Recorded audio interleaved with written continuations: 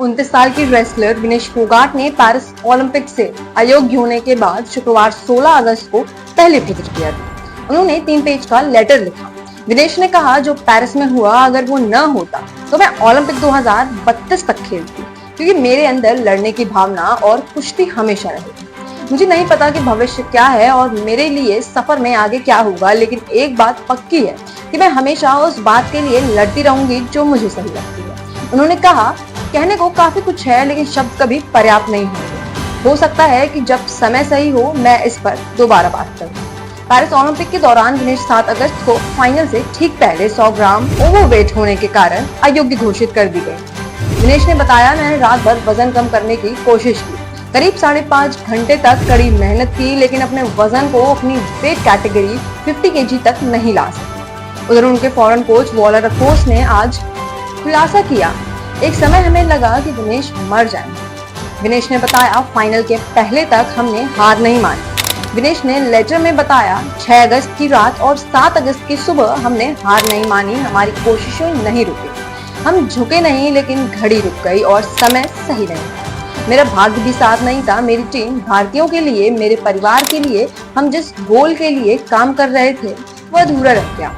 ये हमेशा मिसिंग रहेगा। 7 पॉइंट्स में विनेश की बातें। पिता का सपना पूरा किया। जब मैं छोटी थी तब मुझे ओलंपिक के बारे में जानकारी नहीं थी। मैं भी हर छोटी बच्ची की तरह लंबे बाल रखना चाहती थी, फोन को हाथ में लेकर घूमना चाहती थी। मेरे पिता एक सामान्य बस ड्राइवर थे। वो अपनी बेटी को हवाई जहाज में उड़ता हुआ देखना चाहते थे। मैंने अपने पिता का सपना पूरा कर दिया।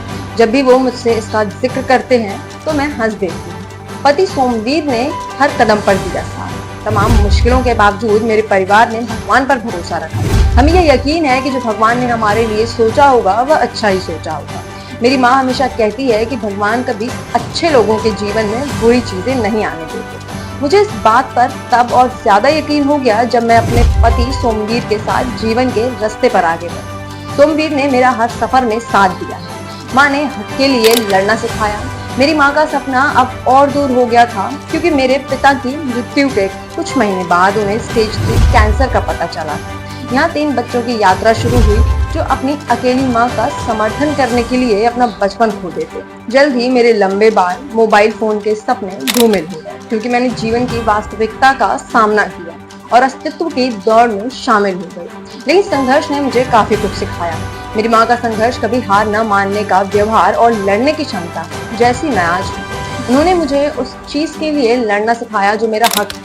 जब मैं साहस के बारे में सोचती हूँ तो उनके बारे में सोचती हूँ, और यही साहस है जो मुझे परिणाम के बारे में सोचे बिना हर लड़ाई लड़ने में मदद करता है। पिछले 2 साल में मेरे साथ काफी कुछ हुआ। मेरी यात्रा ने मुझे बहुत सारे लोगों से मिलने का मौका दिया, जिनमें से ज्यादातर अच्छे और कुछ बुरे निकले। पिछले 1.5-2 साल में मैट के अंदर और बाहर बहुत कुछ हुआ। मेरी जिंदगी ने कई मोड़ लिए और ऐसा लगा जैसे उससे बाहर निकलने का कोई रास्ता नहीं। लेकिन मेरे आसपास के जो लोग थे उनमें ईमानदारी थी, मेरे प्रति सद्भावना थी और व्यापक समर्थन। ये लोग और मुझ पर उनका विश्वास इतना मजबूत था कि मैं आगे बढ़ी और पिछले 2 वर्षों में इन चुनौतियों से निपट सकी। विनेश ने स्पोर्ट्स स्टाफ और डॉक्टर परदीवाला का आभार जताया। मैट पर मेरी यात्रा के दौरान पिछले 2 साल से मेरे स्पोर्ट्स स्टाफ ने बड़ा योगदान दिया है। डॉक्टर दिनशॉ परदीवाला भारतीय खेलों में नया नाम नहीं है मेरे लिए, और मुझे लगता है कि कई अन्य भारतीय एथलीट के लिए वे सिर्फ एक डॉक्टर नहीं है, बल्कि भगवान द्वारा भेजे गए एक देवदूत। जब चोटों का सामना करने के बाद मैंने खुद पर विश्वास करना बंद कर दिया था, तो यह उनका ही विश्वास, काम और मुझ पर भरोसा ही था जिसने मुझे फिर से अपने पैरों पर खड़ा कर दिया। अपने काम और भारतीय खेलों के प्रति उनका समर्पण और ईमानदारी ऐसी चीज है जिस पर भगवान को भी संदेह नहीं होगा। मैं उनके और उनकी पूरी टीम के काम और समर्पण के लिए हमेशा आभारी हूँ। उनका पेरिस में होना सभी एथलीट के लिए उपहार है।